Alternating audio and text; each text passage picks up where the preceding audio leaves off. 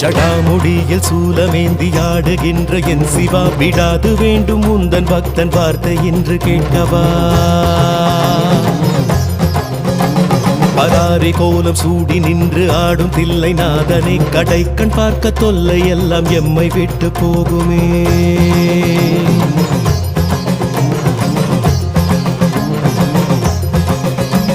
உடுக்கை சத்தம் கேட்டு விட்டு சொக்கி போகும் வேளையில் அடுக்கடுக்கு துன்பம் யாவும் ஓடி போகும் மூலையில் ஜகம் நடுங்க ருத்ர தாண்டமாடுகின்ற கூத்தனே பயம் ஒடுங்க எங்கள் நெற்றி தீண்டி போக வேண்டுமே